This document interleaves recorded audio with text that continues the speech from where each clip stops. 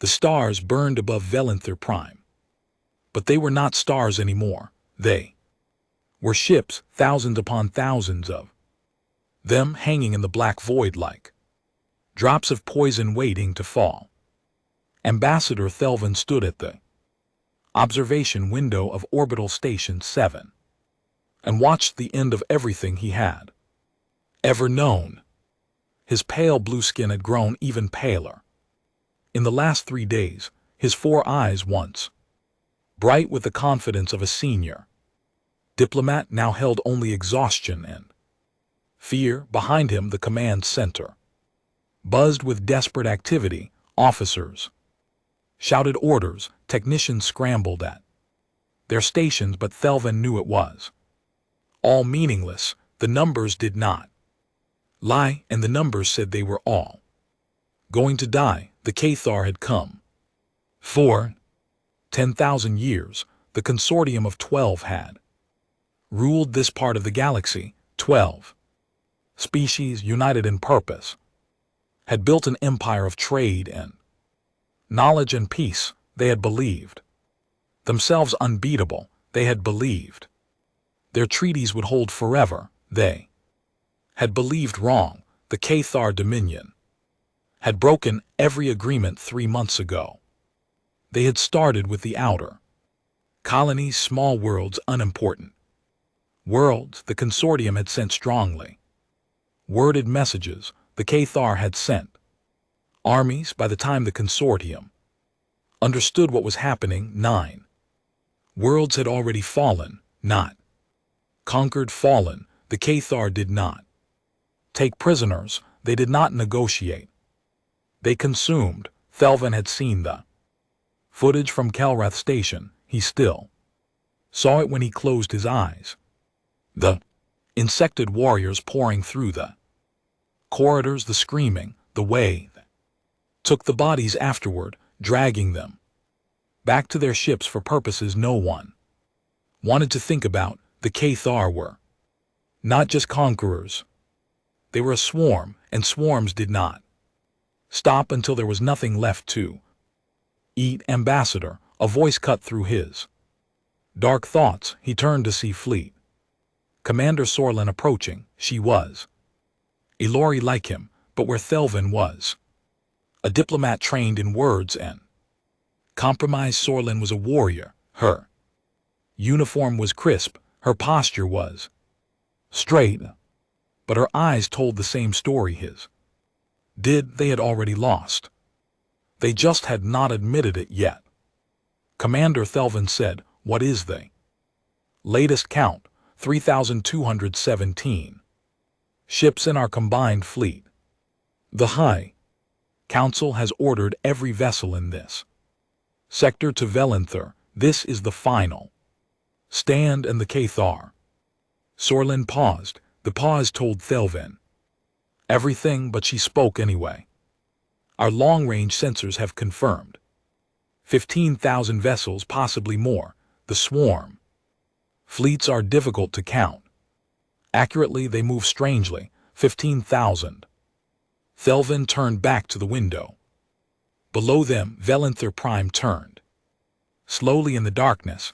12 billion souls lived on that world.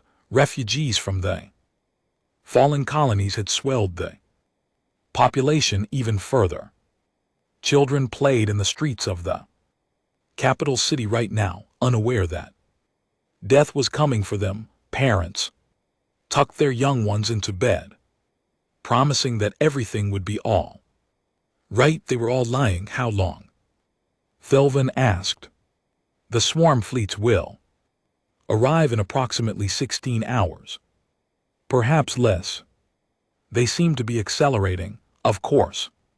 They are. They smell blood. Thelvin's voice was bitter. 10,000 years of civilization. 10,000 years of building and growing and dreaming, and it ends like this, eaten by insects. The fleet will fight. Ambassador, we will not go quietly. I know you will, Commander. I know. Thelvin placed a thin hand against the cold glass of the window. But 3,000 ships against 15,000, the mathematics are cruel, Sorlen said. Nothing. There was nothing to say, they both knew. The truth, the consortium fleet would fight bravely, they would destroy.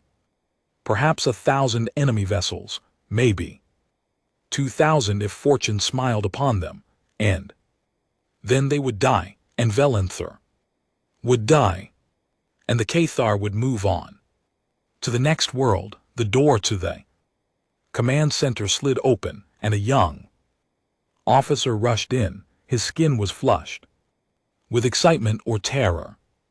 Thelvin could not tell which, perhaps both. Ambassador Commander and emergency transmission from the High Council. Sorlen's eyes narrowed.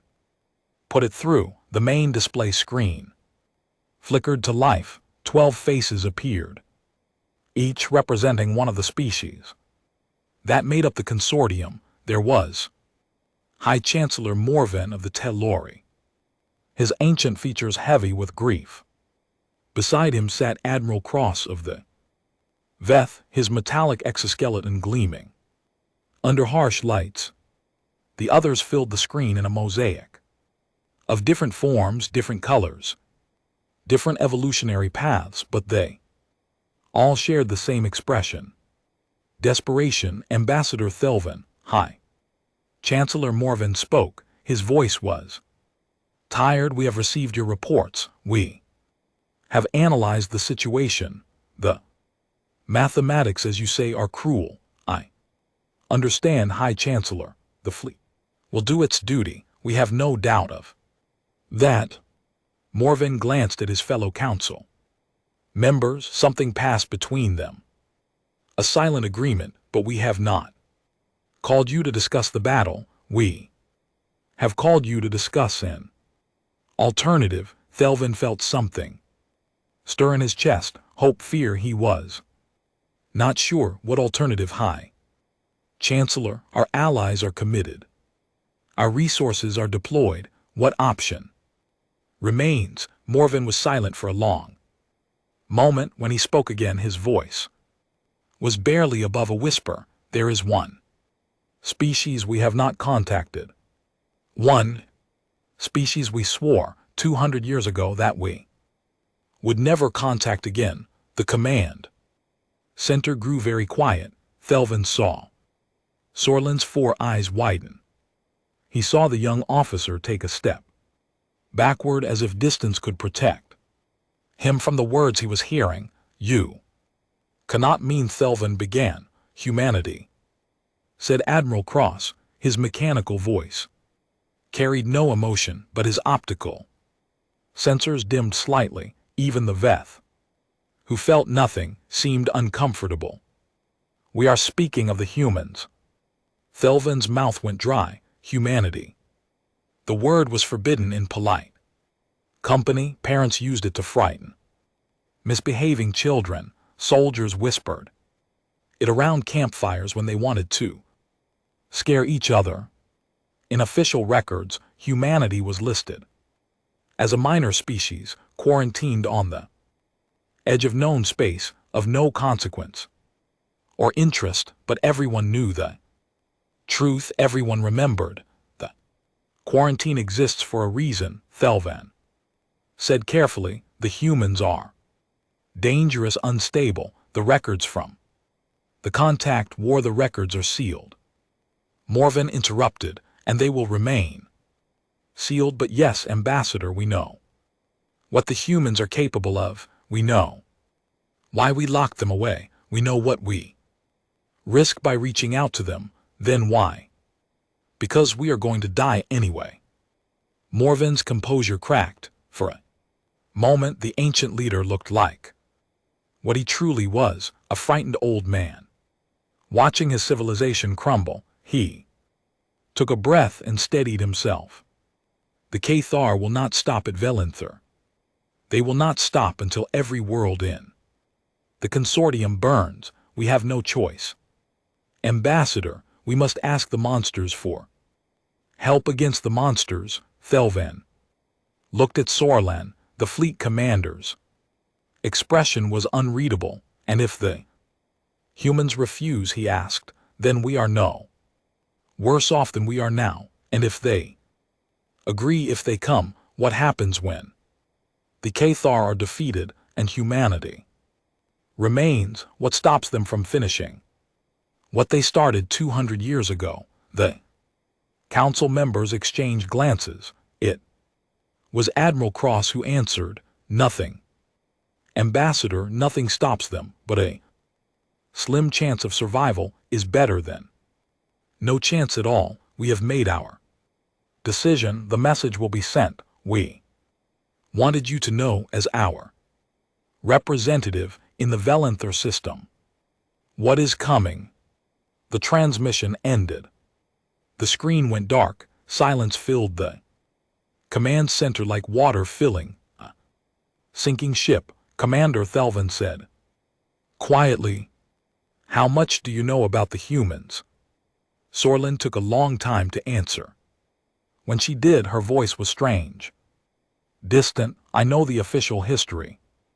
Ambassador, the same stories everyone knows. A primitive species discovered on the edge of the galaxy, aggressive, territorial. Several consortium members attempted to bring them into the fold. The contact war lasted less than 2 decades. The humans were quarantined for the safety of all. That is the official history, yes, and the unofficial history. Sorlin walked to the window and stood beside him.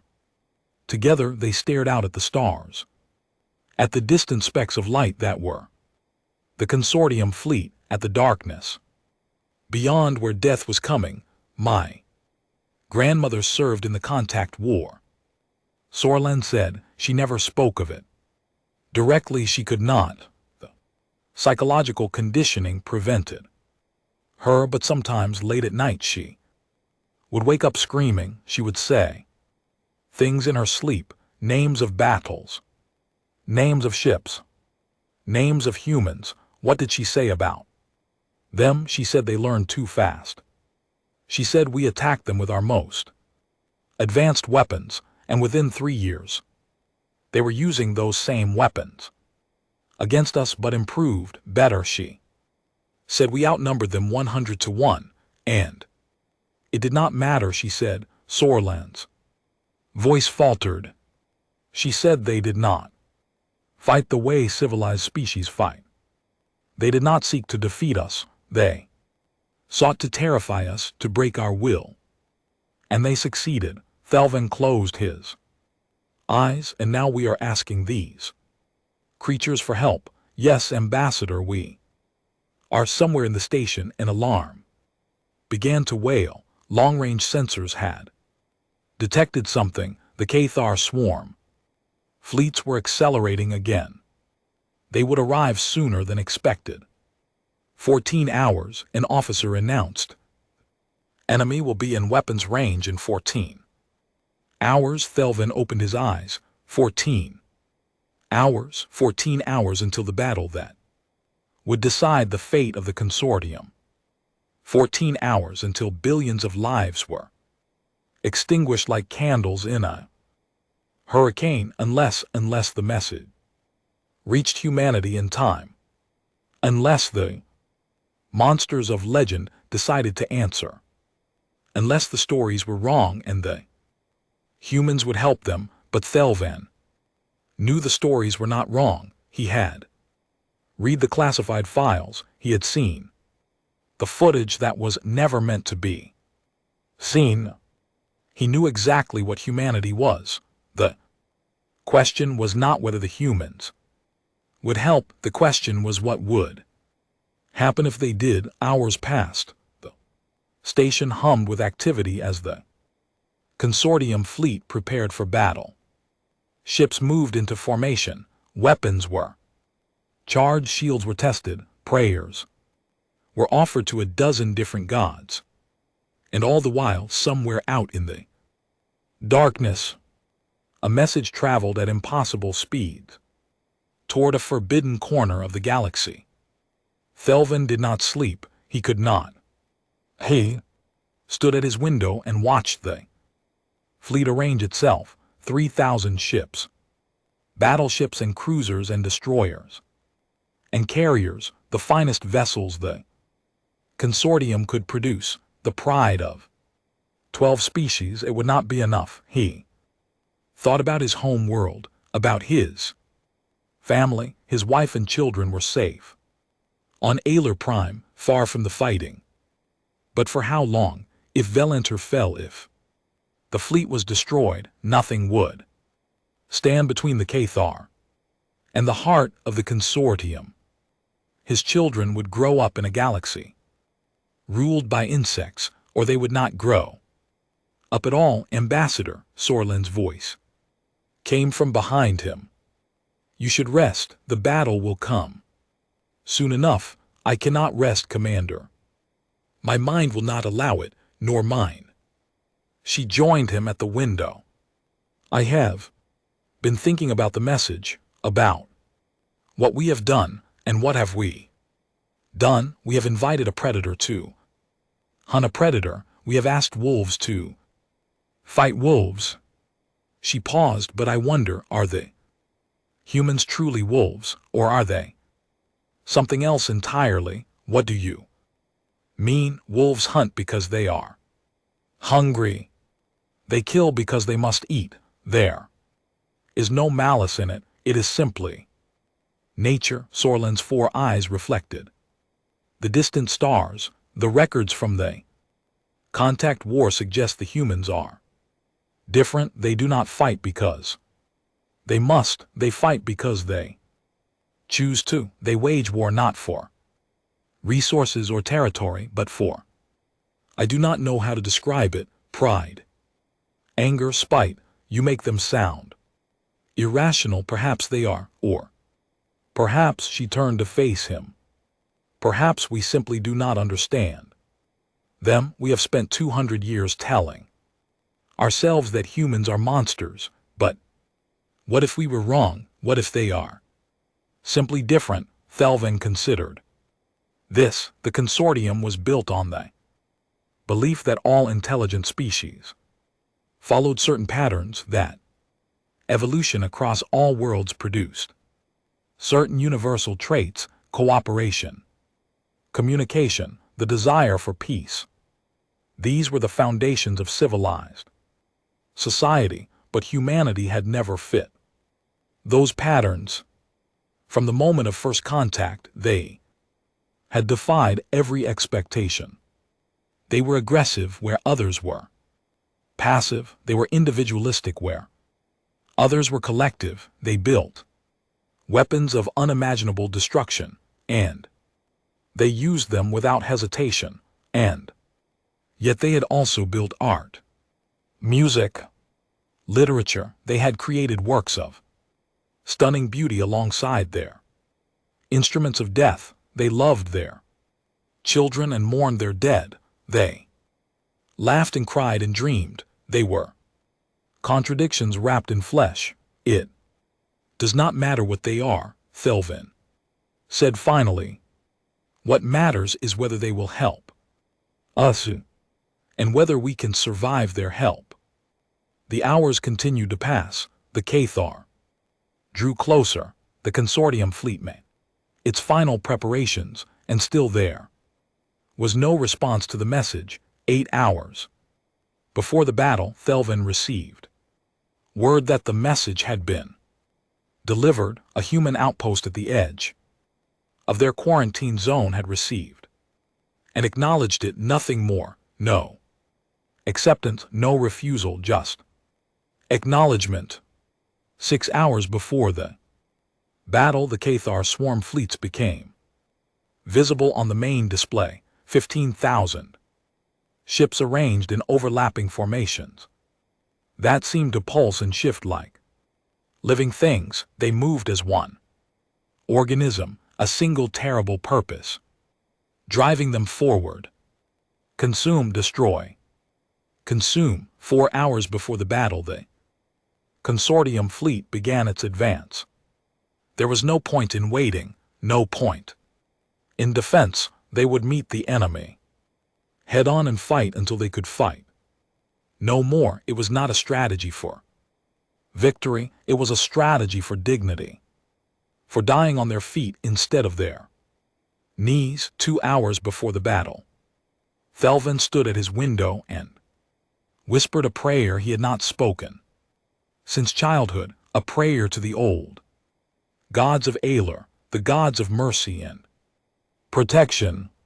He did not know if they were listening. He did not know if anyone was listening. 1 hour before the battle, the consortium fleet reached optimal weapons range. Commanders gave final orders. Crews embraced each other. Some wept. Some laughed. Some simply stared into the void, making their peace with what was to come. And then, in the final minutes before death, something happened. Every sensor in the Velanter system screamed. Thelvin was thrown against the window as the station shuddered. Alarms wailed. Officers shouted. The display screens flickered and distorted, overwhelmed by readings that made no sense. What is happening? Thelvin demanded. I don't. Sorlan rushed to a console, her fingers flying across the controls. There is a gravitational disturbance, massive, larger than anything I have ever seen. It is tearing a hole in space itself. Where? Between our fleet and the Cathar. Thelvin turned back to the window. He saw it with his own eyes. Wound in the fabric of reality opening. Like a mouth in the darkness, ships from both fleets were thrown aside by the spatial displacement, tumbling end over end like toys caught in a storm, and from the wound something emerged. It was a ship. Thelvin knew it was a ship, because there was nothing else it could be, but it was unlike any ship he had ever seen. It was massive, 12 km long at least, angular, brutal, black as the void around it, with harsh red lights running along its hull like veins carrying blood. It had no graceful curves, no elegant lines. It looked like it had been built by a species that hated the universe and wanted the universe to know it. The gravitational wound closed behind it. The ship hung in space, motionless, impossible, terrifying. What is it? Thelvin whispered. Sorlan's voice was barely audible. It's them.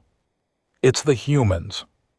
They came on the bridge of Orbital Station 7, the communications officer suddenly sat up straight. His face had gone pale. We are receiving a transmission, he said. It is directed at the Cathar fleet. Put it through. Sorlan ordered. A voice filled the command center. It was female, calm, cold, speaking in perfectly accented galactic common. Attention Cathar fleet. This is Admiral Elena Vasquez of the United Earth Navy vessel Prometheus. You have 60 seconds to withdraw from this system. This is your only warning. The transmission ended. Silence fell, and then the Cathar responded. 10,000 missiles launched, simultaneously streaking toward the single human vessel. Thelvin watched them go. He watched the human ship sit motionless. As death raced toward it, he watched and waited and wondered if the legends were wrong after all. But deep in his hearts, he knew they were not. The battlefield was about to tremble. 217 years before, the missiles flew toward the Prometheus. A very different scene played out in a very different part of the galaxy.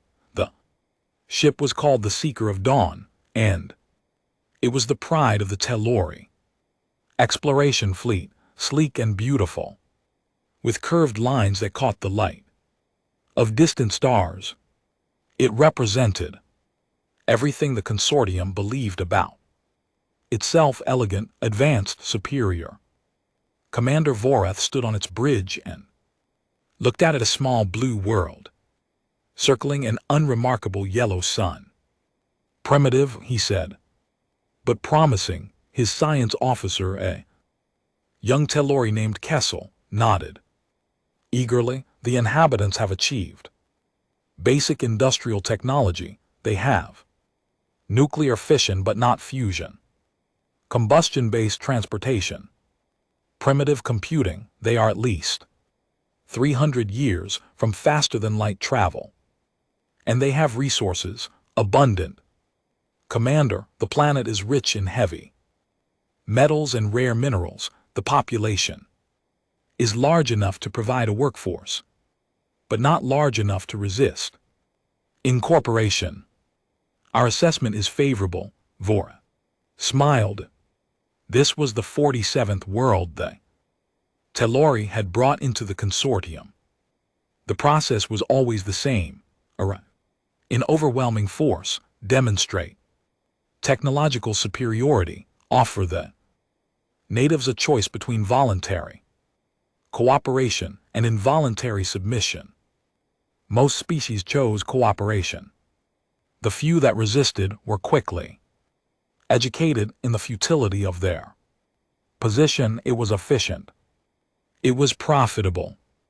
And it was the natural order of things. The strong ruled. The weak served. This was how the galaxy worked. Open a channel, Vorath commanded. Standard first contact protocol. Inform them of our presence and our intentions. The message was sent. And for one brief moment, everything was normal. Then the response came. It was audio only, broadcast on every frequency the human species could produce. It was loud. It was angry. And it contained a word that Vorath's translator could not quite process. What did they say? He asked. Kessel looked confused. I believe, Commander, they told us to perform a reproductive act with ourselves and then leave. Vorath blinked.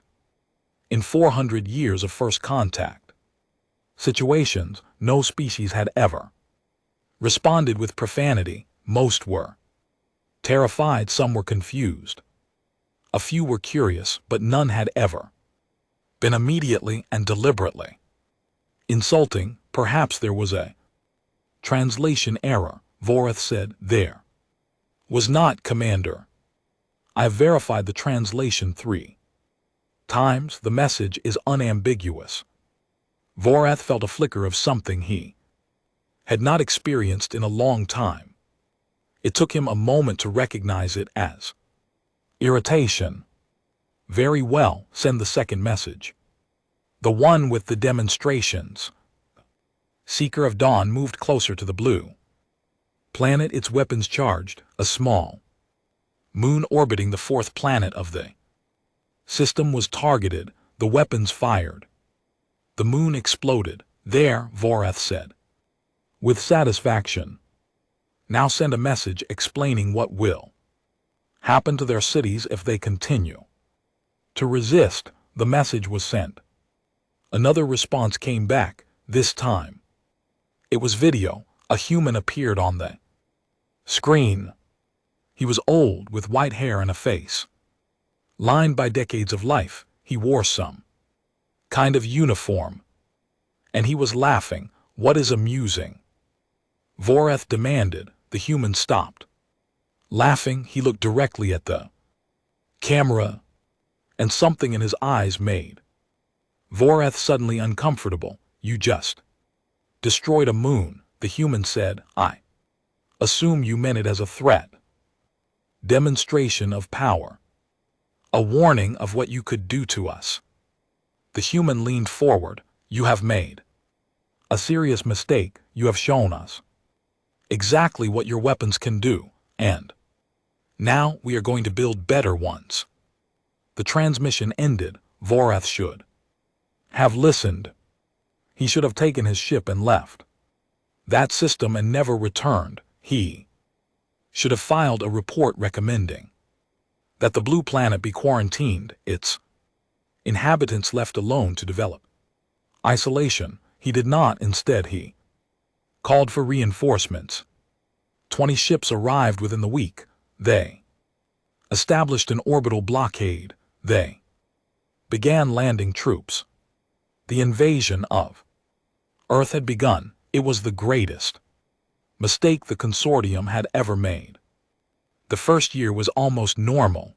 The consortium forces advanced across the planet. Human military units fought back with their primitive weapons, and they died. Cities were captured. Governments surrendered. It seemed like a routine conquest, just slightly more troublesome than average. But then things began to change. The humans started learning.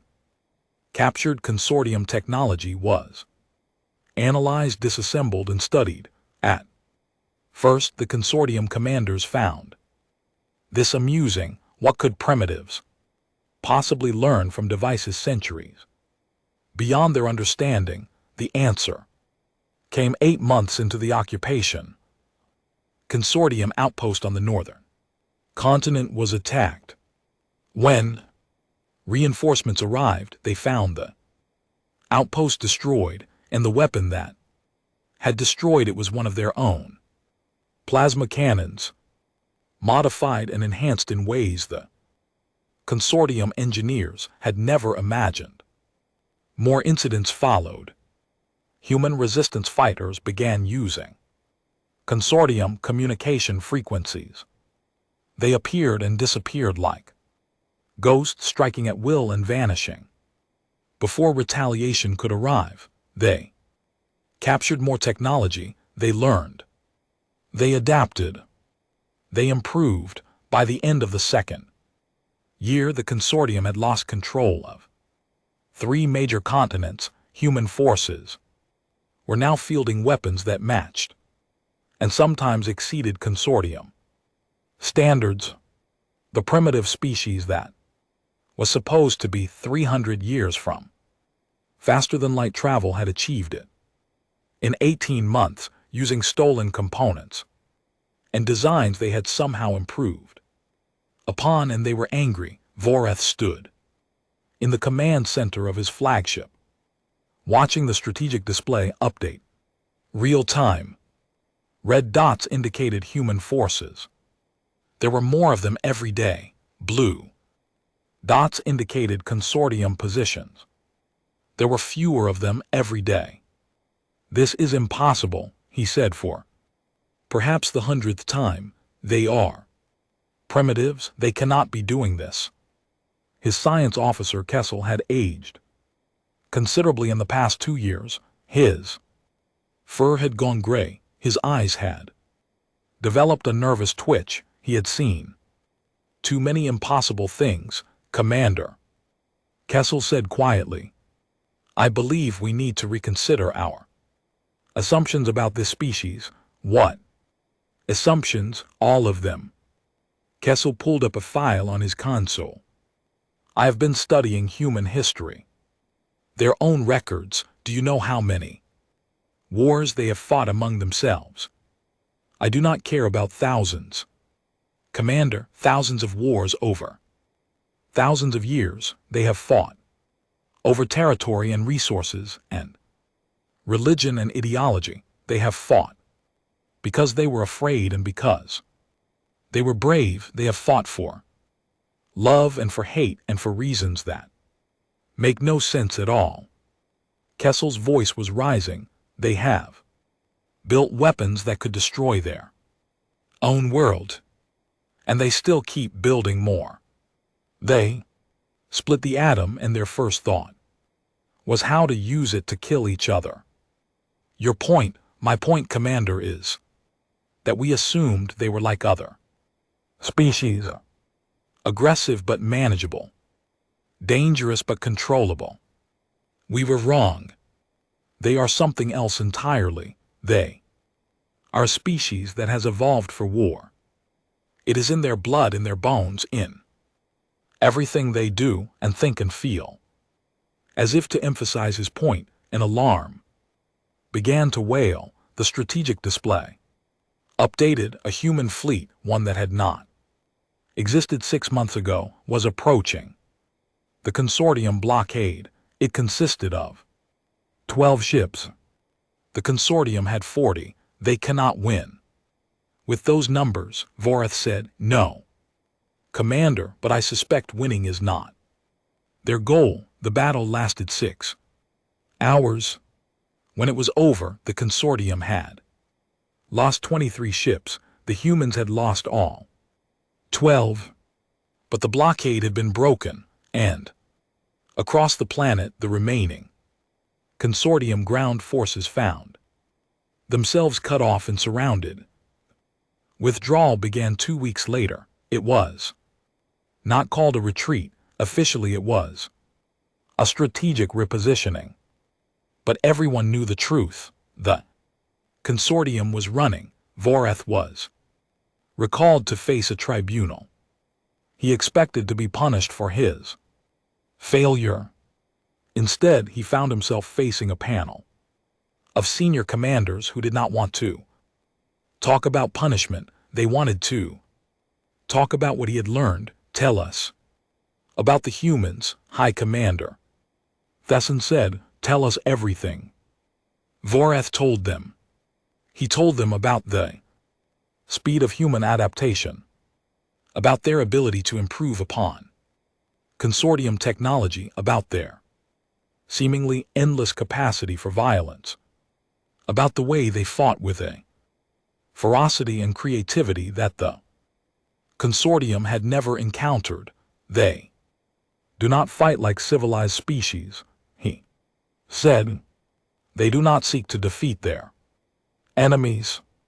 They seek to break them, to terrify them, to make them so afraid that they will never threaten humanity again. And their weaknesses, Voreth laughed bitterly. We found one. They love their children. They will do anything to protect their young. We tried using this against them. It was another mistake. What happened? They became worse. When we threatened their families, they stopped following any rules at all. They did not just attack our military forces. They attacked everything: supply lines, medical facilities, communication networks, anything and everything that would hurt us. And when we tried to surrender those forces, Voreth's voice trailed off. Commander, they did not accept our surrender. Not at first. They made us watch what they had found in our camps, the bodies, the experiments, the things some of our people had done to human prisoners. Voreth closed his eyes. We thought we were the civilized ones. We thought we were bringing order to chaos. But when they showed us what we had done, I understood why they hate us. I understood why they will never stop. The tribunal sat in silence for a long moment. Then High Commander Thesson spoke. The contact war continued for another 12 years. We brought in more ships, more soldiers, more resources. And every time we thought we had the advantage, they adapted, they overcame. They pushed us back. This was the part of the story that was not told, the part that was sealed and classified and forbidden, the part that made the consortium leaders wake in the night, sweating and shaking. The humans had not just defended their planet, they had pursued. Once they had faster than light travel, they built warships, hundreds of them, thousands, and they followed the consortium forces back into space. The first consortium world fell in year 7, a minor colony, yes, but a consortium world. Nonetheless, the humans did not occupy it. They did not enslave its people. They simply destroyed every military installation, every government building, every symbol of consortium authority. Then they left. The message was clear. We can reach you anywhere, anytime, and There is nothing you can do to stop us. By year 10, the humans had pushed into the heart of consortium territory. 4 species had sued for individual peace, abandoning their allies to face humanity.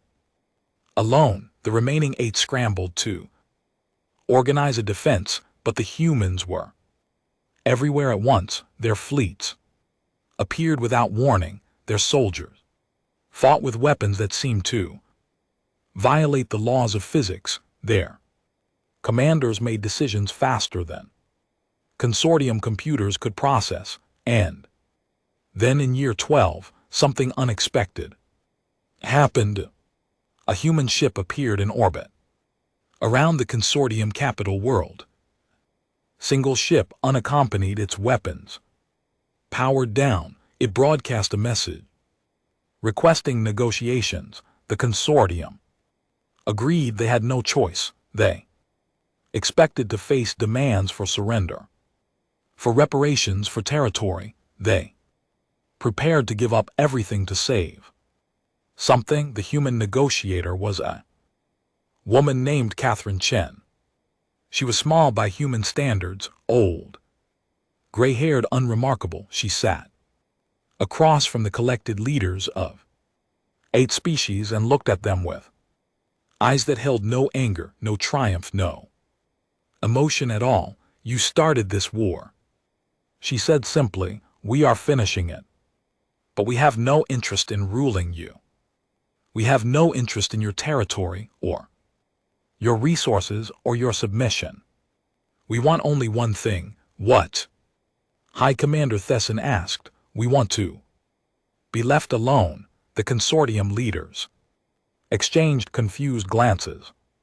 This was not how wars ended. Winners demanded tribute. Winners seized power. Winners did not simply ask to be ignored. You do not want revenge? Thesson asked. We have had our revenge, Chen said. Every species that attacked our world has paid a price. Every commander who ordered the deaths of our people has been dealt with. We have made our point. Now we are offering you a choice. What choice? You can continue this war. You can gather your remaining forces and try again, and we will destroy you. Not defeat you, destroy you. We will hunt down every ship, every soldier, every world that bears your flag. We will not stop until your species exist only in history books.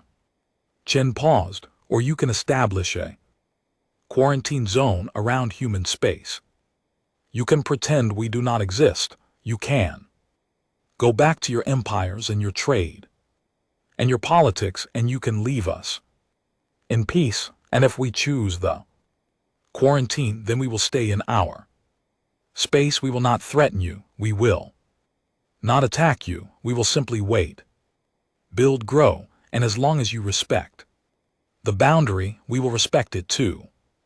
High Commander Thesson leaned forward. How can we trust you? Chen smiled. It was not a warm smile. You cannot. You can only understand that we are offering you life when we could easily choose death. Take the gift, Commander. Take it, and pray that you never see us again. The quarantine treaty was signed that day. Human space was sealed. All records of the contact war were classified at the highest level. The younger species were told that humanity was a myth, legend, a story to frighten children.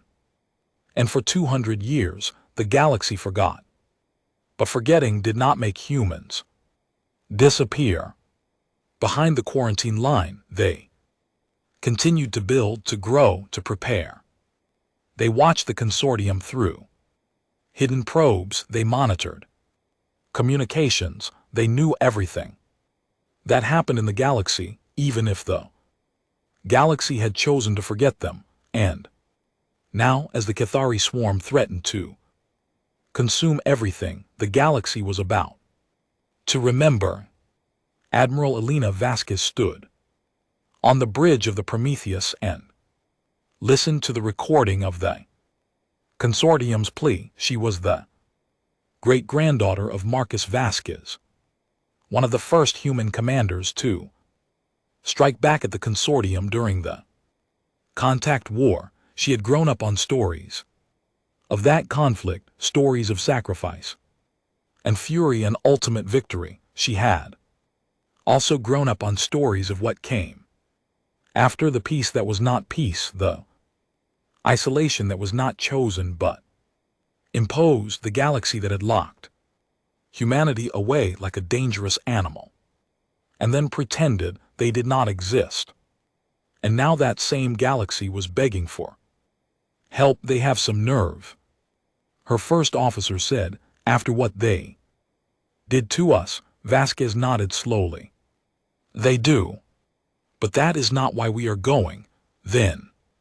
Why? Vasquez looked out at the stars, at the galaxy that had feared humanity so much it had built walls around them, at the vast emptiness that had been their prison for 2 centuries. Because they asked, she said simply, because when they faced extinction, they remembered that we existed. They remembered what we could do, and they asked. She turned to face her crew. They tried to conquer us once. They failed. They tried to contain us. They failed at that too. But they never asked us for help, not until now, and that matters. It matters to me. Vasquez returned her gaze to the stars. Set course for Velinther, maximum speed. It is time for the galaxy to remember what humanity really is. The Prometheus entered faster than light, travel carrying with it the hopes of a species that had been waiting for this moment for 200 years. The galaxy had locked them away, had feared them, had tried to forget them. Now the galaxy would learn that some things cannot be forgotten and some debts must always be paid. The missiles screamed through the void. 10,000 of them launched in a single wave from the Cathari fleet. Each one carried enough destructive power to shatter a small moon. Each one was guided by the collective intelligence of the swarm, adjusting its course 1,000 times per second, seeking the single target that hung motionless in the darkness. Ambassador Thelvin watched from orbital Station 7, his 4 eyes unable to look away. The human vessel, this Prometheus, sat still as death approached. It made no attempt to evade. It deployed no countermeasures. It simply waited. What are they doing? He whispered. Why are they not moving? Fleet Commander Sorelin stood beside him, her own eyes fixed on the display. Perhaps their engines were damaged by the transit. Perhaps they are paralyzed by fear. Perhaps she never finished the sentence. The missiles reached a point approximately 300 km from the Prometheus, and at that point they stopped, every single one of them. They hung in space for a fraction of a second, as if frozen in time. Then they exploded, all 10,000 detonating simultaneously in a ring of fire that briefly outshone the local star. When the light faded, the Prometheus remained untouched, unmoved. The command center had gone completely silent. Officers stared at their displays in disbelief. Technicians forgot their consoles. Even the alarms seemed to pause, as if the station itself needed a moment to process what it had witnessed. What just happened? Thelvin asked. His voice sounded strange, distant. I do not know. Sorelin replied. Our sensors are having difficulty analyzing the data. There appears to be some kind of field around the human vessel, a projection of some sort. It caused the missiles to detonate prematurely, all of them, at exactly the same distance. Yes. That is not possible, Sorelin turned. To face him, her expression was complex. Fear certainly, awe perhaps, and something else, something that might have been hope. Ambassador, she said. Slowly, I am beginning to suspect that the word possible does not mean the same thing to humans as it does to us. Prometheus moved. It was not like watching a normal ship maneuver. Consortium vessels were graceful, turning in gentle arcs, accelerating smoothly. Cathari swarm ships moved in unpredictable patterns, shifting in, flowing like living things, but they Prometheus moved like nothing Thelvan had ever seen. It accelerated instantly, without any apparent transition. It changed direction at angles that should have turned its crew into paste against the walls. It moved as if the laws of physics were suggestions rather than rules, and it moved straight toward the Cathari fleet. 15,000 ships faced this single intruder, the largest military force the Cathari Dominion had ever assembled. They had conquered dozens of worlds. They had devoured billions of lives. They feared nothing. They should have. The Prometheus opened fire. Thelvan had seen weapons before. Consortium plasma lances that could slice through steel like paper.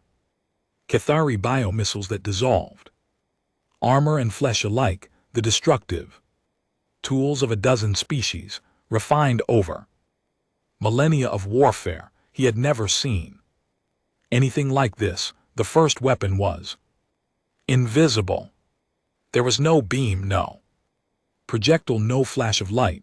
A Cathari battleship simply collapsed. One moment it was there, the next moment it was a twisted mass of metal, crushed inward as if grabbed by a giant fist. Then it was gone, pulled into a point so small it could not be seen. Directed singularity, one of the technicians breathed. They created a localized black hole. How is that? Another weapon fired. This one was visible, a streak of light so bright it left after images on Thelvan's retinas. It passed through 3 Cathari cruisers. Before anyone could react, the cruisers did not explode. They simply ceased to exist, vaporized so completely that not even debris remained. Kinetic rounds, Sorelin said.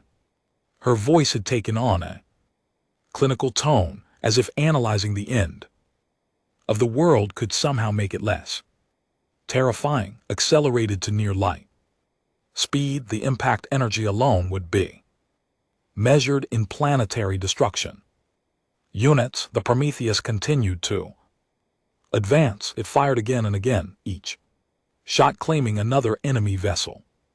But the Cathari were not helpless prey. They responded with everything they had. Thousands of ships swarmed toward the human vessel. They attacked from every direction, surrounding it in a sphere of aggression. Missiles, energy beams, bioweapons, physical ramming attacks. The combined firepower of an empire poured toward a single target. The Prometheus took damage. Thelvan saw sections of its hull buckle and tear. He saw explosions blossom along its surface.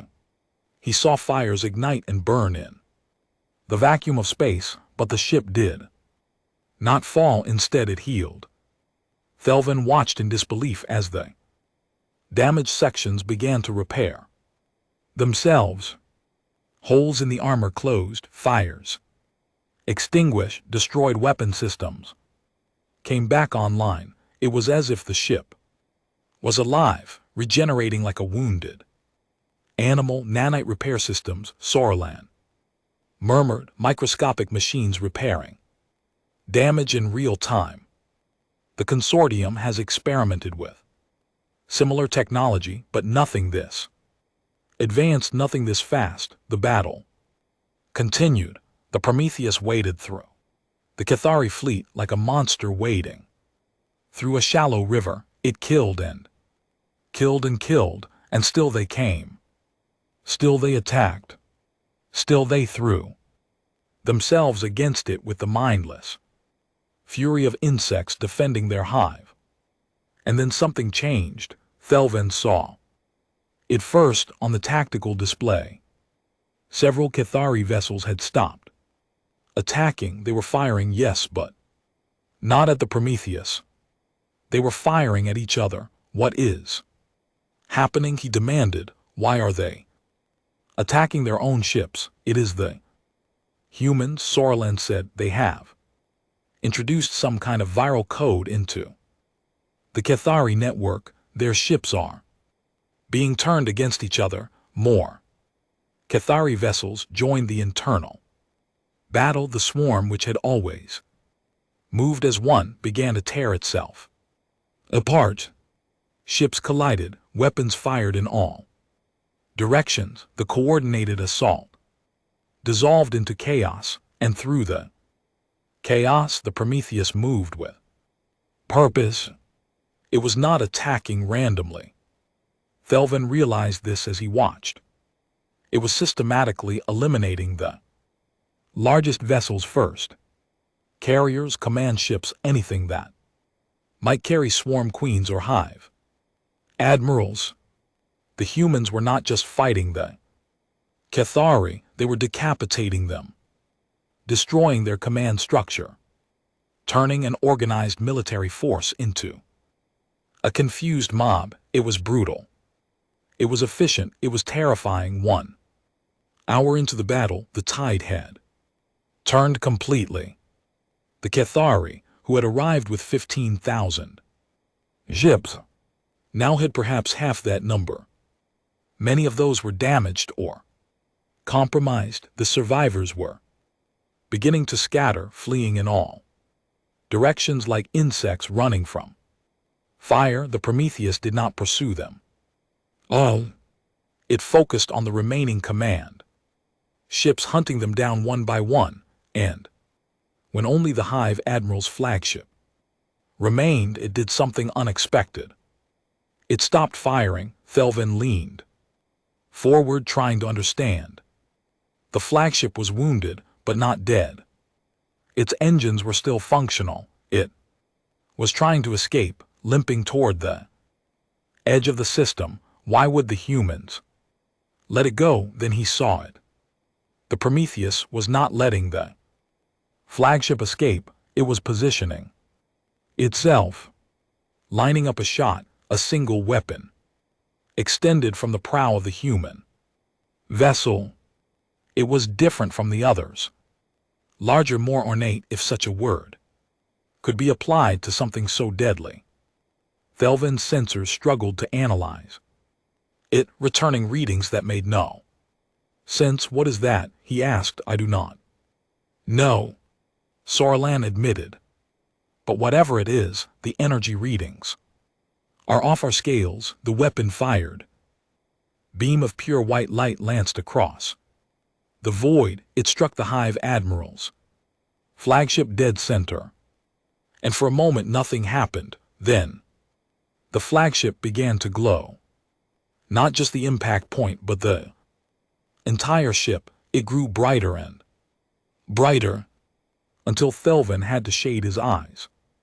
And then, in a flash of absolute brilliance, it was gone, not destroyed. Gone, as if it had never existed. The command center was silent. Thelvin realized his hearts were pounding. His hands were shaking. He had just witnessed the annihilation of the largest military force the galaxy had ever seen, accomplished by a single ship.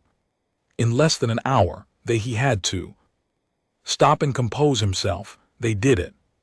The humans actually did it. Around him, the station began to fill with noise. Again, officers were cheering. Technicians were embracing each other. Someone was crying. After days of despair, of waiting for death, they had been granted a reprieve. But Thelvin could not celebrate. He watched the Prometheus as it hung in space, surrounded by the debris of its enemies. He thought about what he had just seen. The casual deployment of weapons that could destroy worlds, the ruthless efficiency of a military machine designed for one purpose, to kill. The Cathari were gone, but in their place stood something far more dangerous. A communication light flashed on the main console. Someone was requesting contact. Thelvin did not need to check the source. He already knew. Put them through, he said quietly. The main display flickered, and for the first time Thelvin saw the humans face to face. The bridge of the Prometheus was dark. Harsh red lighting cast strange shadows on the metal walls. There were no decorations, no elegance, no attempt at beauty, just functionality, just efficiency, and in the center of it all, a woman. Admiral Elena Vasquez was older than Thelvin had expected. Her hair was gray, pulled back from a face lined with decades of experience. Her uniform was black, unadorned except for a few small symbols on her collar. She looked tired, but her eyes were awake, alert. They saw everything and gave nothing away. Ambassador Thelvin, she said. Her voice was calm, almost pleasant. I understand you are the consortium's representative in this system. Thelvin swallowed. I am. Admiral, on behalf of the consortium of 12, I thank you for your assistance. The Cathari were the Cathari are no longer your concern. Vasquez interrupted. The survivors are fleeing. We will hunt them down. Their dominion will end. Yes, of course. Thelvin struggled to regain his footing in the conversation. He was a diplomat, trained in the art of negotiation. But this woman did not negotiate. She stated facts. We are grateful, truly grateful. Without your intervention, you would all be dead. Yes. Vasquez tilted her head slightly. I have read the reports from your High Council. You are facing extinction. You called upon a species you have not spoken to in 2 centuries. A species you quarantined and forgot. And you asked us to save you. We. Yes, why? The question caught Thelvin off guard. What do you mean, why us? You have spent 200 years telling yourselves that humans are monsters. Dangerous, unstable. You locked us away and pretended we did not exist, and now when your empire crumbles, you come to us for salvation. Vasquez's voice did not change, but something in her eyes hardened. I want to understand the thinking behind that decision. Thelvin felt very small. He had faced hostile negotiations before. He had stared down enemies and held his ground.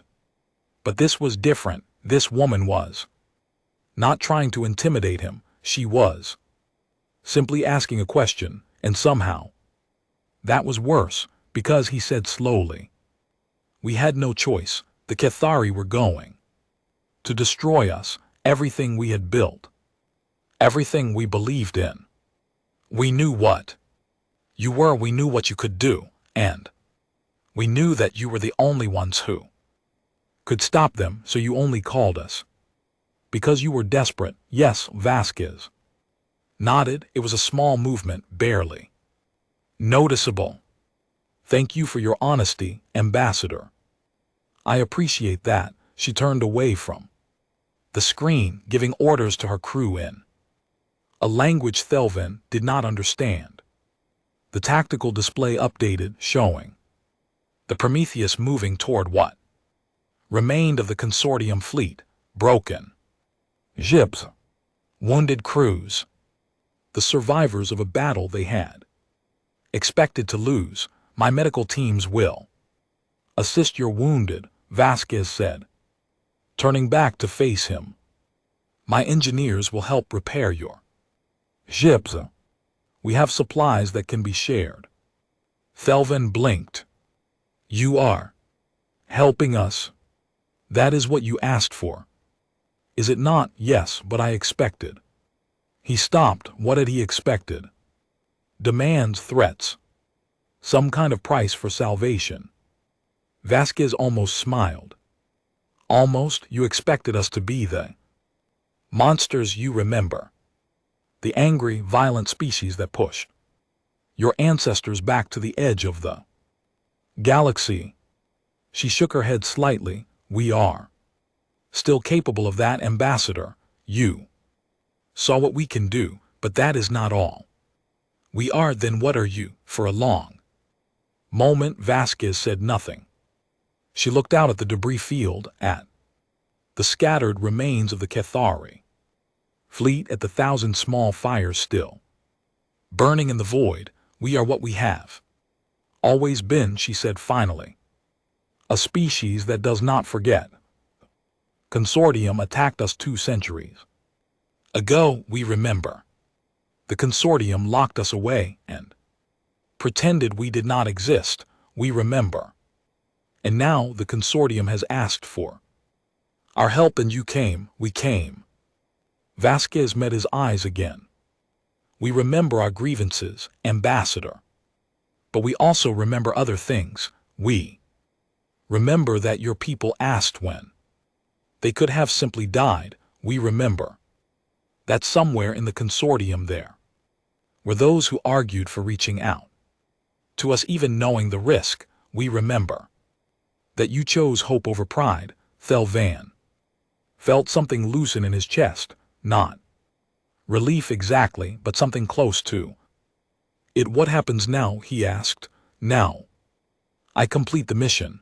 The Cathari will be hunted, their worlds will be pacified, the threat they pose will end. Vasquez paused. After that I return to Consortium space. I bring a message from the United Earth government to your High Council. What message? That the quarantine is over, that humanity is ready to rejoin the galaxy, not as subjects of the Consortium, not as enemies, but as something else. And what is that? Vasquez smiled. It was a small smile, tired and sad and knowing. You will find out, Ambassador, you will all find out. The transmission ended. The screen went dark, and Thelvan stood alone in the command center, surrounded by celebration he could not share.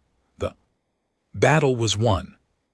The Cathari were defeated. Velanthos Prime was saved, but something new had arrived in the galaxy, something that had been sleeping for 200 years, waiting for the moment when it would be needed. Again, humanity had returned, and nothing would ever be the same. The galaxy had many words for fear.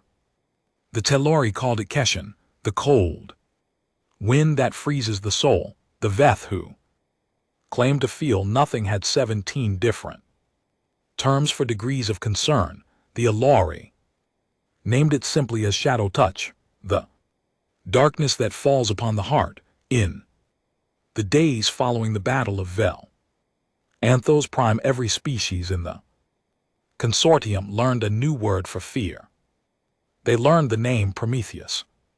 Commander Vorlath of the Alori Third Fleet had been stationed at the edge of the battle zone when the human ship arrived. His vessel, the Dawn of Honor, had been damaged in the initial Cathari assault and could not participate in the fighting. He had been forced to watch from a distance, recording everything his sensors could detect.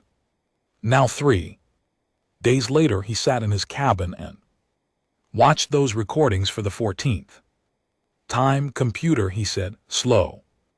Playback to 110 speed. The display complied. The Prometheus filled the screen, captured at the moment it first opened. Fire. Vorlath watched the invisible weapon deploy, watched the Cathari battleship begin to collapse, freeze, the image. Stopped, Vorlath leaned forward. Studying the frozen frame, he could see the Cathari ship warping, bending. Folding into itself, he could see the lines of force that his computer had overlaid on the image, trying to make sense of what was happening. Resume. Quarter speed, the collapse continued. Metal twisted. The ship's running lights flickered and died.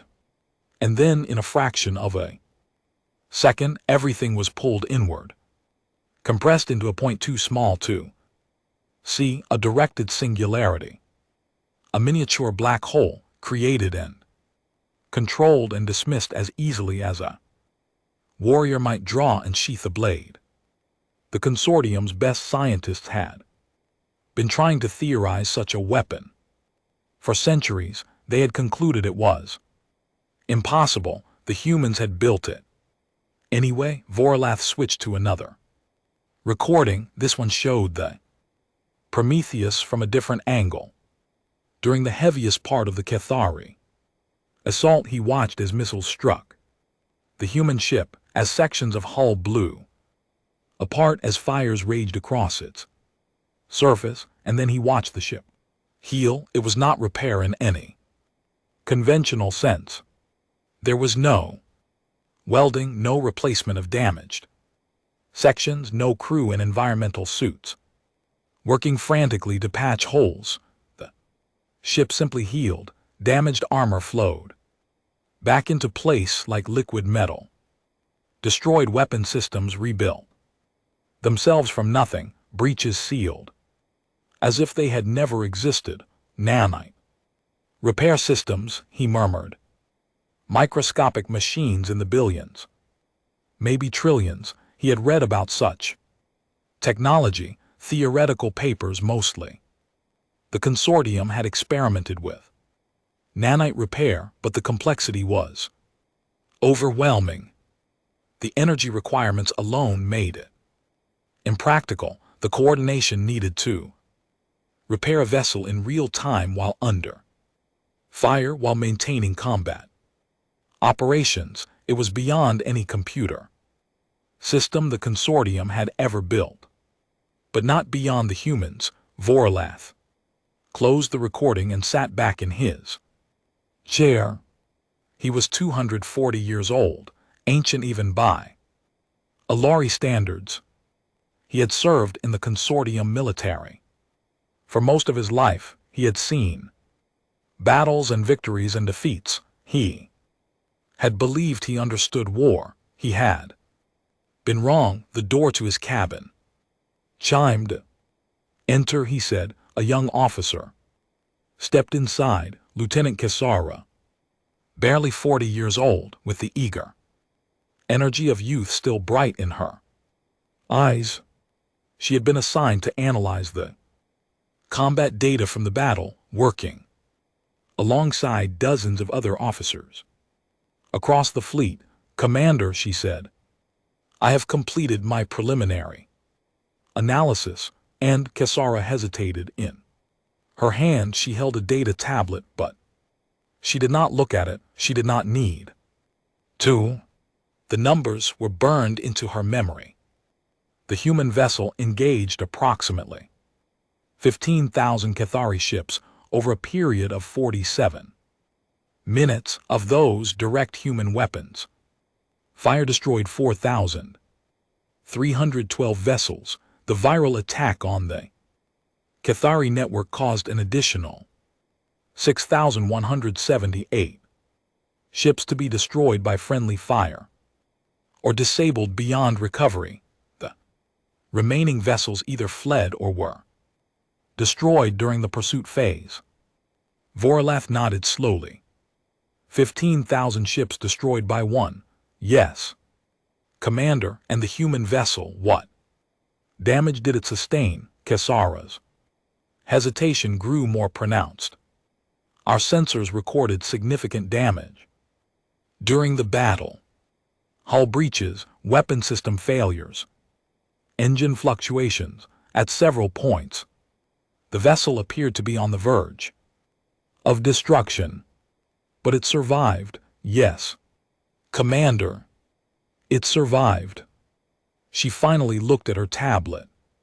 Scrolling through the data, according to our readings, the vessel's combat effectiveness actually increased over the course of the battle. By the end, it was operating at higher capacity than at the beginning. Vorlath stared at her. That is not possible, I know, Commander, but the data is clear. The nanite repair systems did not simply restore the ship to its original condition, they improved upon it. Damaged sections were rebuilt with enhanced armor, destroyed weapons were replaced with more powerful versions. The ship learned from the battle and adapted in real time. For a long moment, Vorlath said nothing. He thought about what Kisara was telling him. A ship that got stronger the more you heard it.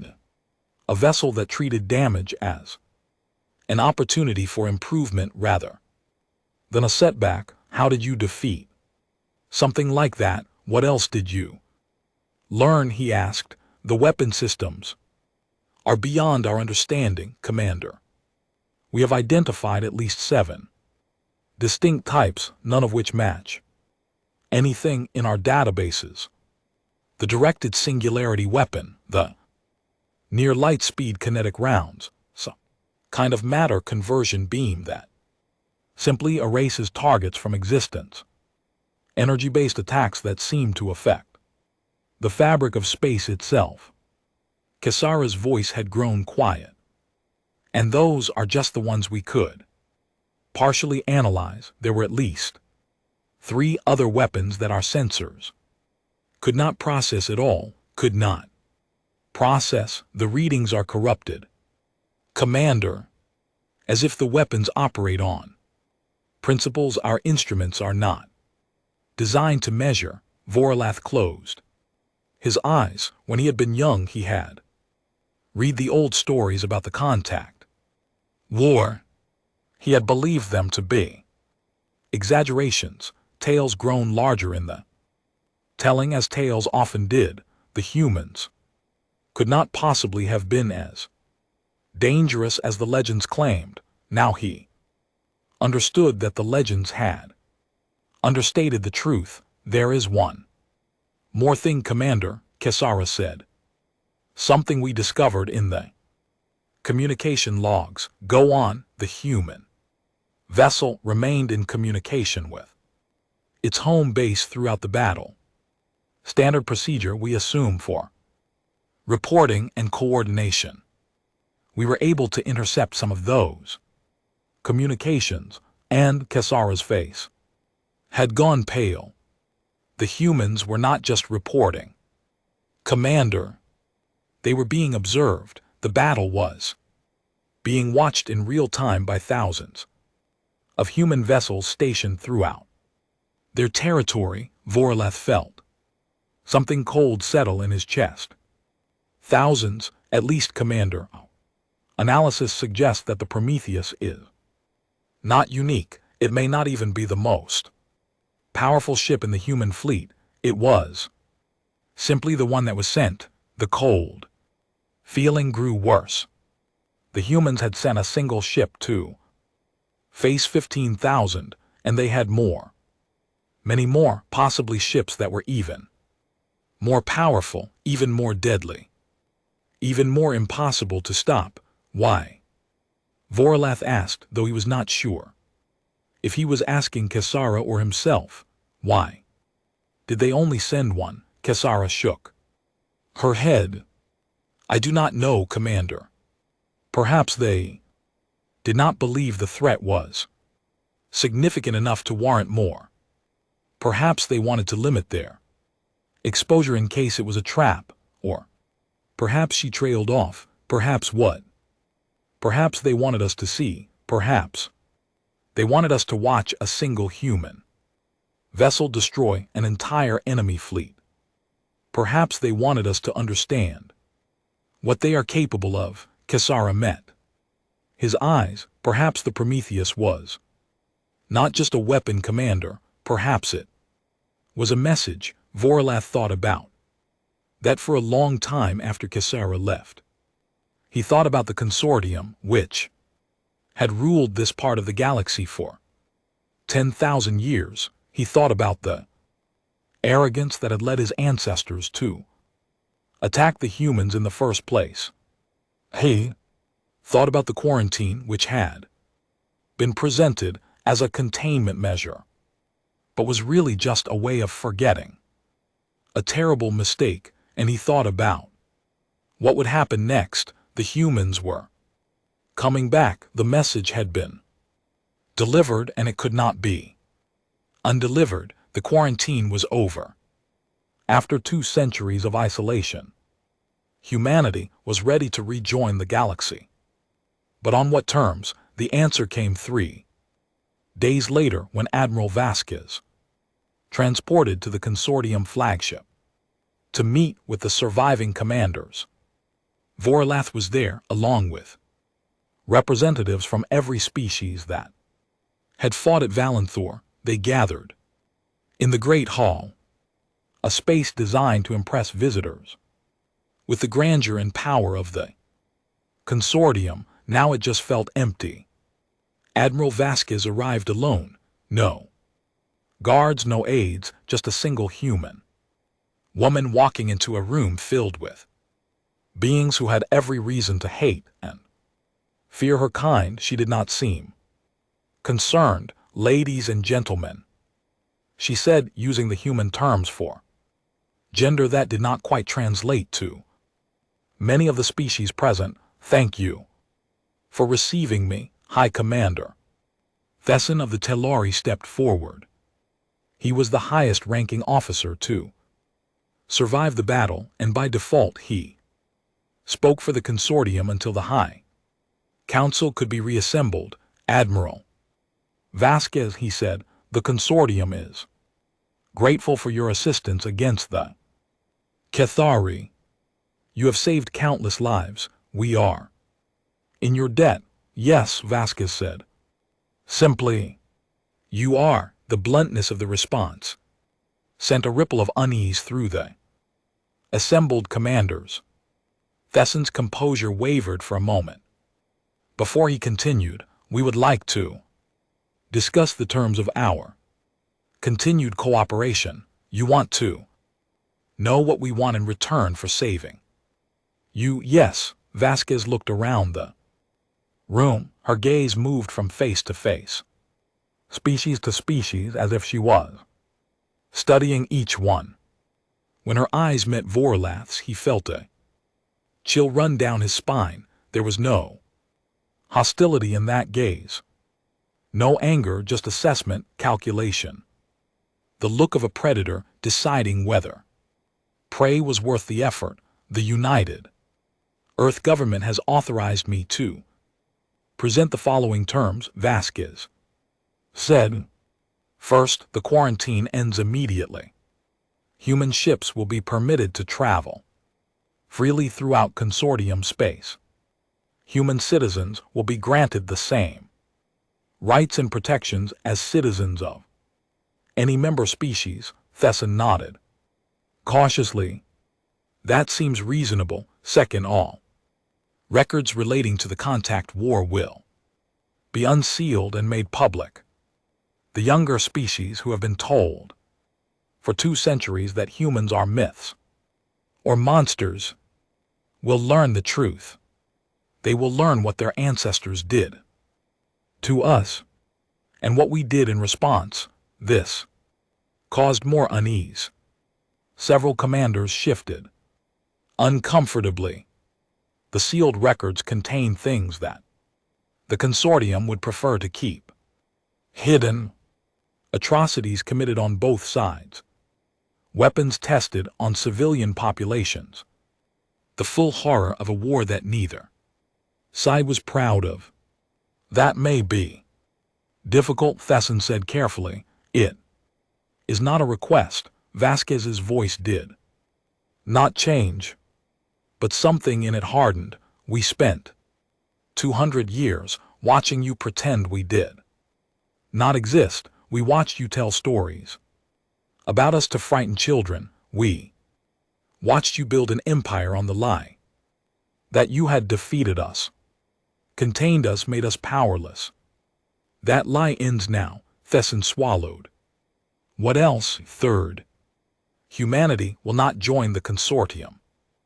We have no interest in your politics, your trade agreements, or your internal disputes. We will establish diplomatic relations with individual species as appropriate, but we will not bind ourselves to your collective decisions, but you will remain in contact with us. You will not retreat behind the quarantine line again. We will not retreat. Vasquez paused, and when she spoke again, her voice was softer, almost gentle. The consortium looked at us 200 years ago and saw primitives, savages, creatures to be conquered and exploited. You were wrong, but that was your mistake to make. She began to walk slowly through the room, her footsteps echoing in the silence. Then you locked us away. You sealed us behind borders and convinced yourselves that you were safe, that we were a problem that had been solved. For 200 years, you forgot about us. That was also your choice. She stopped in the center of the room, surrounded by beings who could have crushed her physically in an instant, but who dared not move a muscle. Now you have called us back. You have reminded us that the galaxy exists. You have reminded us that there are threats out there that require our attention. Her eyes swept the room again. And you have reminded us that the consortium, for all its power and history, is not invincible, that empires can fall, that even the greatest civilizations can face extinction. What is your point, Admiral? Thesson asked. Vasquez smiled. It was not a pleasant smile. My point is that we will be watching. From now on, humanity will be present in the galaxy. We will observe. We will remember. And if the consortium ever again decides to attack a species simply because it is younger and weaker, if you ever again make the mistake of thinking that aggression and arrogance are substitutes for wisdom and restraint. She left the sentence unfinished. She did not need to complete it. Everyone in the room understood. We are not your enemies, Vasquez said, but we are not your friends either. We are something else, something the galaxy has never had before. And what is that? A reminder. Vasquez turned and began walking toward the exit, a reminder that there are consequences for cruelty, a reminder that power is not the same as wisdom, a reminder that every action has a reaction and every debt is eventually paid. She paused at the door and looked back one final time. The Cathari forgot that lesson. They believed they could consume and destroy without limit. They believed nothing could stop them. Her smile returned, cold and knowing. They were wrong. Do not make the same mistake. She left. The doors closed behind her. And in the great hall of the consortium, flagship 100 commanders stood in silence, trying to process what they had just witnessed. Vorlath was the first to speak. His voice was quiet, barely above a whisper. The galaxy fell silent when their warship arrived, he said. And now I understand why. Thesson turned to face him. Commander, we thought the Cathari were our greatest threat. We believed they were the horror that would end us all. But they were not the horror, High Commander. They were merely the fire that attracted the wolf, and the humans are the wolf. Vorlath shook his head slowly. No, the humans are not the wolf. The wolf is just an animal doing what animals do. He looked toward the closed doors where Vasquez had disappeared. The humans are something worse. They are the hunters who tamed the wolves, who bred them, who shaped them into instruments of purpose. And what purpose is that? We are about to find out. Vorlath turned away from the doors. May the ancestors have mercy on us all, because I do not think the humans will. In the void beyond the flagship, the Prometheus hung silent and watchful. Its crew went about their duties, its weapons powered down to standby mode. Its sensors continued to scan, to record, to remember. The battle was over. The Cathari were broken. The consortium was saved, but the war, the real war, the war for the soul of the galaxy was only beginning, and humanity had just fired the first shot. 6 months had passed since the battle of Valinthor, 6 months since the Prometheus had torn through the Cathari fleet like a blade through water, 6 months since the galaxy had remembered what humanity truly was. Ambassador Thel Von stood on the observation deck of the Consortium High Council station and watched the stars. They looked the same as they always had, cold and distant and eternal. But everything had changed. The Cathari dominion was gone. Not defeated, gone. In the months following Valinthor, human forces had pursued the swarm across half the galaxy. Every hive world had been found. Every queen had been eliminated. Every ship that refused to surrender had been destroyed. The species that had threatened to consume all of civilized space now numbered in the thousands rather than billions. The survivors had been scattered to remote corners of the galaxy, too broken to ever threaten anyone again. Humanity had done in 6 months what the Consortium could not have done in 6 centuries, and now they were here. Thelvon turned from the window as the door behind him opened. Admiral Vasquez entered, accompanied by 2 other humans he did not recognize. They were younger than her, a man and a woman, both wearing the same black uniform with the same small symbols on their collars. They carried themselves with the easy confidence of predators who knew they had nothing to fear. Ambassador Vasquez said, "Thank you for meeting with us before the formal session." Of course, Admiral. I wanted to speak with you privately. Before addressing the council, Vasquez nodded and gestured to her companions. This is Captain Marcus Chen and Commander Priya Sharma. They will be serving as Earth's permanent representatives to the Consortium, assuming the Council accepts our proposal. Thelvon studied the 2 younger humans. Chen was tall and lean, with sharp features and eyes that seemed to miss nothing. Sharma was shorter, with dark hair and a warm smile that did not quite reach her eyes. They looked ordinary, pleasant even. But Thelvan had learned not to judge humans by appearance. I'm sure the Council will welcome Earth's representatives, he said carefully.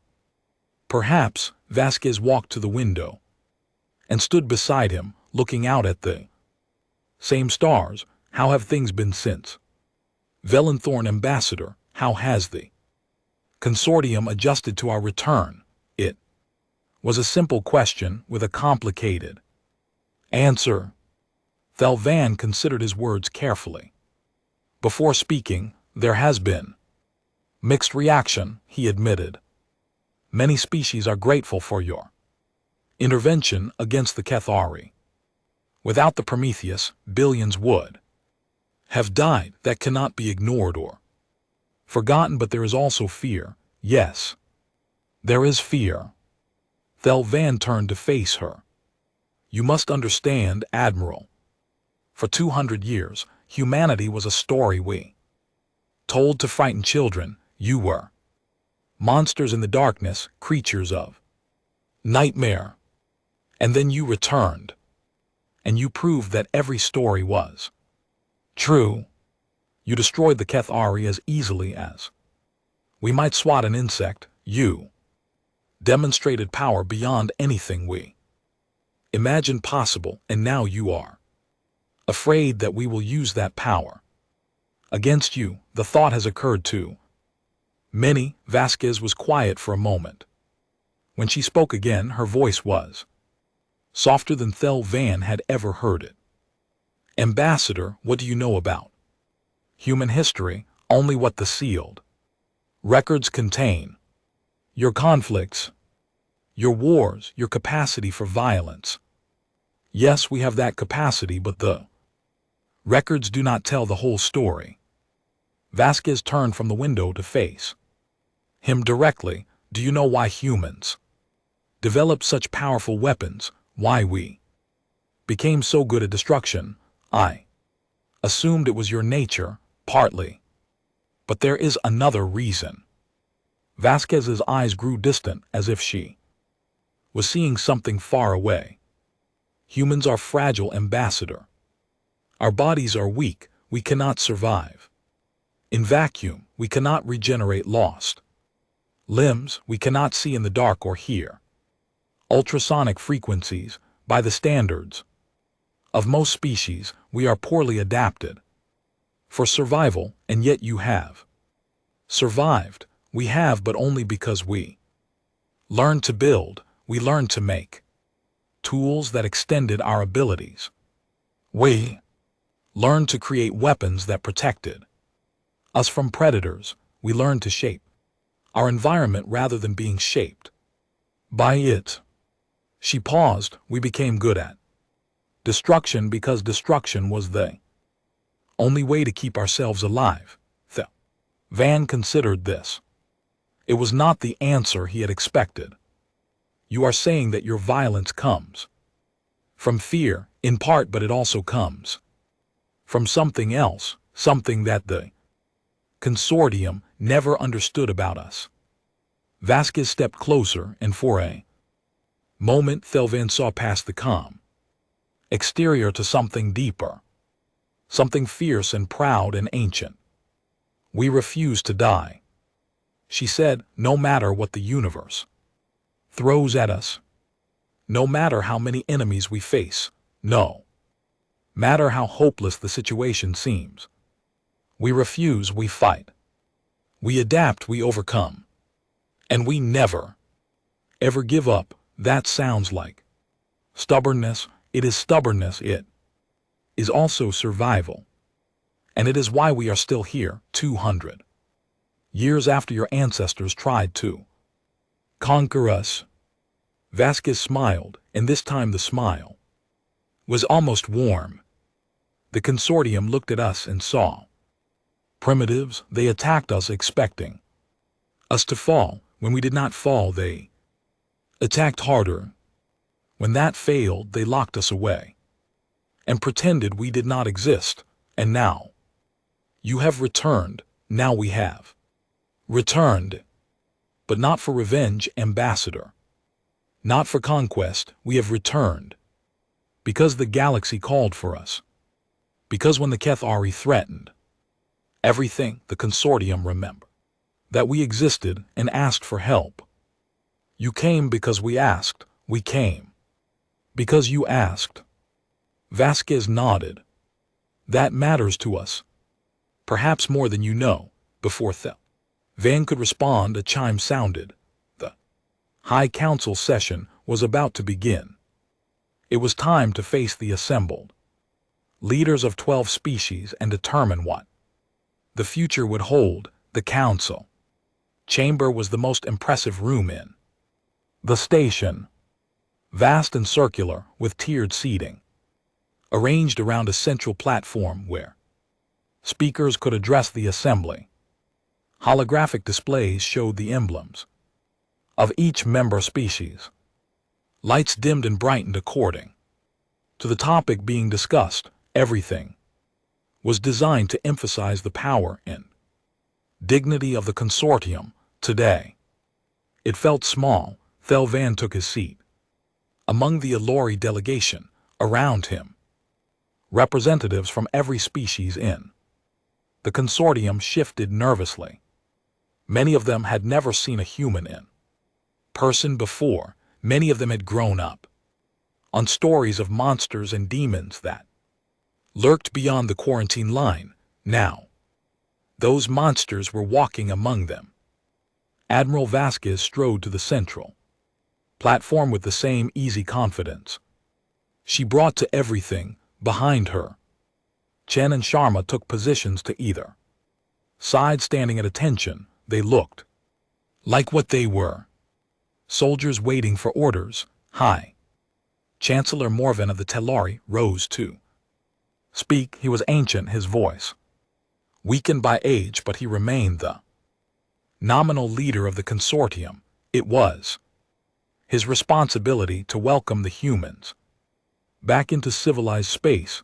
Admiral Vasquez, he began, on behalf of the consortium of 12, I welcome you and your colleagues to this assembly. Your intervention at Velenthorn saved countless lives. Your pursuit of the Kethari has freed the galaxy from a terrible threat.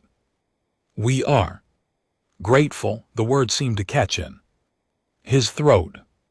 Gratitude did not come easily to those who had spent centuries believing themselves superior. Thank you, High Chancellor, Vasquez replied. The United Earth government is pleased that we could be of assistance. Yes. Well, Morven shuffled the documents in front of him. We are here today to discuss the terms of humanity's re-entry into galactic society. You have presented your proposals. We have reviewed them. And now we must determine how to proceed. Thelvan watched the other delegations carefully. Some seemed nervous, others were hostile.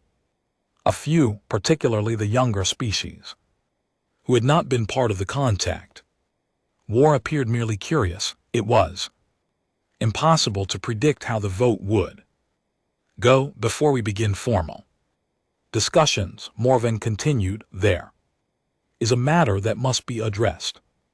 You have requested that all records relating to the contact war be made public. This is problematic. Why? Vasquez asked. The records contain sensitive information, details that might disturb the citizens of the consortium, details that might undermine confidence in our institutions. You mean they contain evidence of atrocities committed by your ancestors against mine? The chamber went very quiet. Morven's face had gone pale. Admiral, there is no need to. There is every need. Vasquez's voice had not risen, but it cut through the room like a blade. For 200 years you have told your people that humans were the aggressors, that we were the monsters who had to be contained for the safety of all, that the quarantine was a merciful act of protection. That is the official history is a lie. Vasquez stepped forward on the platform. The truth is that your ancestors came to our world uninvited. They demanded our submission. When we refused, they attacked. They bombed our cities. They killed millions of our people. They conducted experiments on human prisoners that I will not describe in detail because some things are too terrible to speak aloud. Several delegates shifted uncomfortably. Van noticed that some of the older representatives, those who had access to the sealed records, had looked away. And when we fought back, Vasquez continued, when we proved that we would not be conquered, you locked us away. You sealed the records. You invented a story that made you the heroes and us the villains, and you taught that story to your children and your grandchildren, until you almost believed it. Yourselves, Admiral, please, I am not finished. Vasquez's voice was calm, but the anger beneath it was palpable. I did not come here to shame you, High Chancellor. The crimes of your ancestors are not yours to answer for, but I will not allow the truth to remain hidden any longer. If humanity is to rejoin the galaxy, we will do so with clean hands and clear eyes. The records will be opened, the truth will be known, and then we can begin to build something new. The chamber was silent. Morven looked like a man who had just been told his world was about to end, which in a way it was. And if we refuse, he asked quietly, then we will leave. We will return to our space and close the borders once again. You will face whatever threats arise in the future without our assistance. Vasquez paused. But I do not think that will happen. Why not? Because you are wiser than your ancestors were. Because you have seen what we can do. And you have chosen to ask for partnership rather than conflict. Because somewhere in this room, in this consortium, there are beings who understand that the old way of doing things has brought the galaxy to the edge of destruction. Vasquez looked around the chamber, meeting eyes wherever she could. Kethari nearly won because you were divided, because you were arrogant, because you believed that your way was the only way and that nothing could threaten your power. That belief almost killed you all. She turned back to Morven. We offer you a different path, not submission to humanity, not membership in your consortium. Something new. Something that has never existed before. And what is that? Balance. Vasquez smiled slightly. A galaxy where strength is not the only measure of worth, where young species are not conquered simply because they are young, where disputes are resolved through negotiation rather than war, where no single power can dominate all the others. You want us to police ourselves, Morven said slowly, to behave according to principles rather than power. I want you to try, and I want you to know that if you fail, if you return to the old ways of conquest and cruelty, humanity will be watching, and humanity will not forget. The vote took 3 hours. There were debates and arguments and protests. Several delegations threatened to withdraw from the consortium entirely. Others demanded guarantees that humans would not interfere in internal affairs. A few suggested that the entire proposal was a trap, a way for humanity to establish dominance through manipulation rather than force. In the end, the vote was not even close. 11 species voted in favor of accepting humanity's terms. Only one, the Veth, who still remembered their defeat in the contact war with cold mechanical precision, voted against. The quarantine ended that day. The records were opened, and humanity took its place among the stars. Thelvin found Admiral Vasquez afterward standing alone on the observation deck where they had spoken earlier. She was watching the stars. Again, her expression unreadable. Congratulations, Admiral, he said. You got everything you wanted, did I? Vasquez did not turn around. I wanted the truth to be known. It will be. I wanted the quarantine to end. It has. I wanted the galaxy to have a chance at something better than what came before. And has it? Vasquez finally turned to face him. She looked tired, older than she had seemed before. The weight of history was heavy on her Shoulders, I do not know, Ambassador. I hope so, but hope is not certainty. She walked to his side and stood beside him at the window. The galaxy is vast and old and full of dangers we have not yet imagined. The Cathari were just one threat among many. There will be others, and when they come, the question will be whether the consortium has learned anything from this experience, and humanity will do what we have always done. We will watch, we will prepare, and if we are needed, we will come. She glanced at him with something that might have been humor. Try not to need us too often, Ambassador. Saving the galaxy is exhausting work, Thelvan almost laughed, almost. But the weight of the day's events was too heavy for laughter. What happens now? He asked instead. Now we build, we establish embassies, we open trade routes, we share knowledge and culture and ideas, we try to become neighbors rather than strangers. Vasquez paused, and we remember what?